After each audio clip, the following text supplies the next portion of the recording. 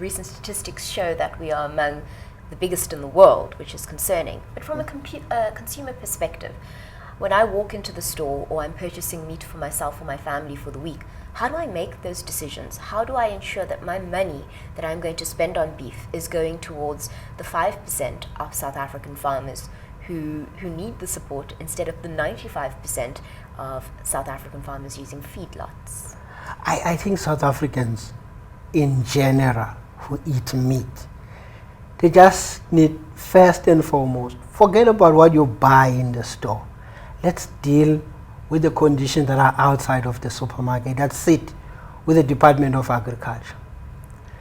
In this nation, you cannot label meat. For instance, if I produce grass-fed meat in my farm, I'm not allowed by law to tell the consumer that this is grass-fed meat. That's why when you go to a store, meat is meat according to the South African law. You're just supposed to have meat, on your shelf.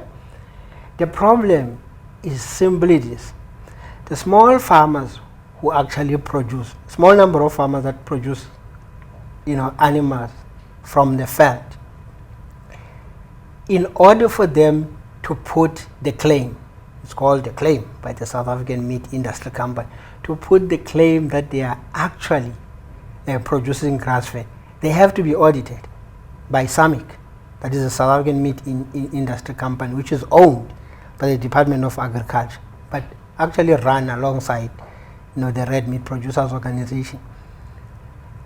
Just getting an auditor to come to your farm is so costly. So most farmers, they just think. Does it cost the farmer money Yes. to get the auditor to come? So the department is not footing this bill, the Oh, no. farmer is footing the bill for the auditor. Yes, the farmer that makes the claim is footing the bill, because you're the one who wants your animals to be audited so you can actually say, I'm producing grass-fed beef. Now, if you're small and you're still growing, let's make an example. The largest feedlot in this country has got a capacity maybe of putting, 100,000 animals standing at any one given time. You have a small farmer who's got a head of about 150 animals. The guy wants to sell good meat, to the consumers who want it. But for him to pay fees around 10,000 rand just for somebody to come and look at your protocol, to verify that this farmer is actually doing what he says he's doing, is very problematic.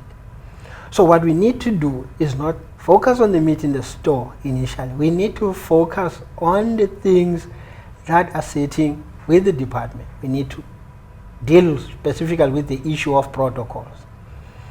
We need to have the farmers who are producing grass-fed united. We need to deal with the issue that South Africa, unlike many other countries, because we use antibiotics, we are required, if we want to sell meat elsewhere. Namibia is doing, Botswana is doing it.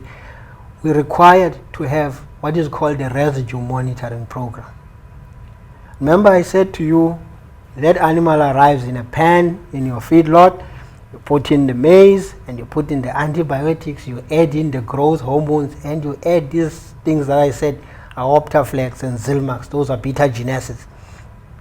Those things, they're supposed by law to be out of the system of the animal before that animal is slaughtered and becomes meat. We don't have a residue monitoring program. We're supposed to have a residue monitoring program that actually says this animal is clean.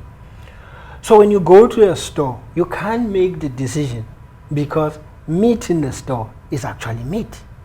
Even the meat that we get out of Botswana and Namibia, who can sell meat in Europe because they have these things that I mentioned, it's still not labeled because in South Africa we can't label meat. So you've got to find a different avenue. But there are farmers, who are actually doing the right thing. They're small. They might not be selling to big retailers. Until we have labeling, we can only support those small farmers.